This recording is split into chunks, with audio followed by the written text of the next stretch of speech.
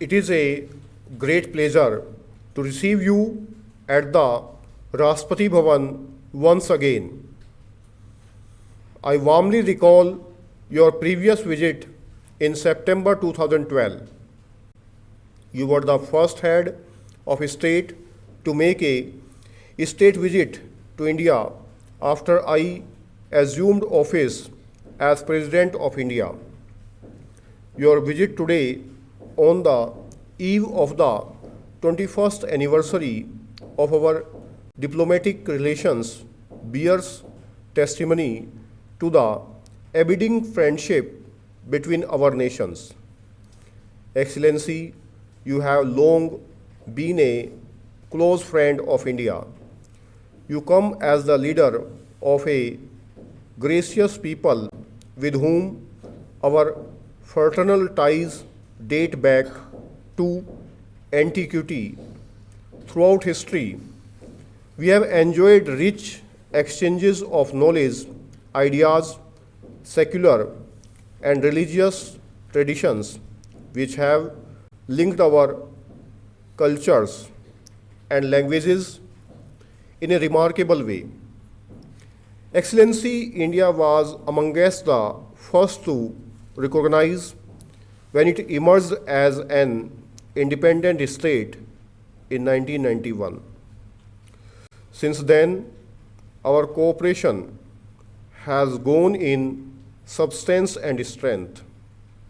We value your personal commitment to our relationship, which has greatly contributed to its consolidation into a multi-faceted strategic partnership. There is tremendous potential in our economic cooperation. We both seek to expand our cooperation in several sectors, including infrastructure and industry, trade and transport, energy and capacity building. India is committed to work with her friends and neighbors to develop greater connectivity with Tajikistan and other Central Asian countries by sea, transport, road, and rail. Mr. President, India appreciates the close cooperation that we have in the United Nations and other international organizations. We have a convergence of our views on most global and regional issues. India is grateful to for Tajikistan's support for her rightful claim to a permanent seat in the UN Security Council and her membership of the Shanghai Cooperation Organization as neighbors with a shared vision of peace and stability in our region. We both desire to strengthen our defense and security cooperation in order to effectively address our concerns. The world and particularly our region is today faced by the growing threat of terrorism. Both India and Tajikistan are opposed to this menace in all its forums and manifestations. Our peoples, as secular and pluralistic societies, desire to live in peace. For us, development and progress of our nations is of utmost importance. We are also committed to assist our mutual friend and neighbor, Afghanistan. I am very hopeful that our ongoing consultations and close coordination will succeed in accomplishing these objectives. Excellency, your interactions with government and the agreements that have been concluded will no doubt set the agenda for our collaboration in the days to come. As we reflect with satisfaction on the outcome of our joint efforts in the past, we are confident of even greater success in the future. With these words, Excellency, I once again welcome you. I wish you and your distinguished delegation a fruitful visit to India.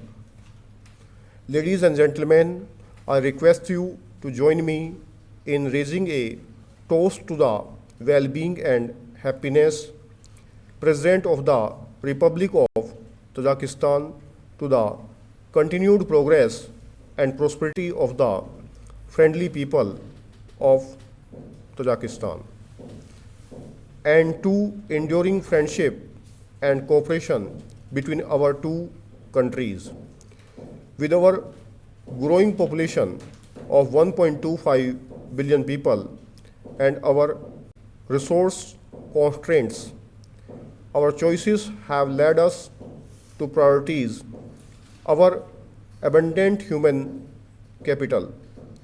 We have given emphasis to innovation and the development of indigenous, appropriate, and cost effective solutions to address the challenges that we face as we pursue our developmental goals.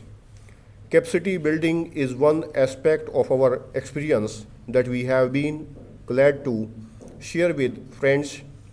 The success of our mutually beneficial partnership in diverse sectors of our common interest demonstrates the power of friendship between nations, summed up in an old proverb which, translated into English, suggests friendship between two persons helps to overcome one obstacle.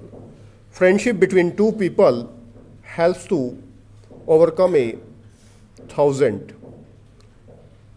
I am therefore confident that working together, India and Kyrgyzstan can achieve much for the betterment of not only our two peoples and our region, but also of the world. With these words, Excellency, I welcome you once again and wish you and a comfortable stay and a very fruitful visit to India. Our proximity is not only geographical but also historical and civilizational. We have a shared past reflected in many elements of our culture. The Buddhist themes of engravings and statues found in Kyrgyzstan bear testimony to our age-old linkages. Our friendship flourished during the Soviet era, and our parliamentarians and leaders have maintained regular contacts since then. After Kyrgyzstan became an independent state, it was but natural for India to continue and, in fact, strengthen our long-standing cooperative relationship. We are happy to see that Kyrgyzstan has progressed so well in the last 25 years.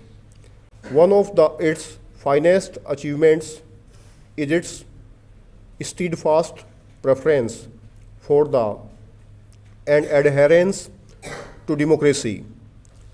The credit for this is due to Your Excellency visions and leadership. We in India believe that a democratic system represents much more than just the periodic exercise of voting in elections. It stands for continuous nourishment of the institutions of democracy. Building these institutions is not an easy task.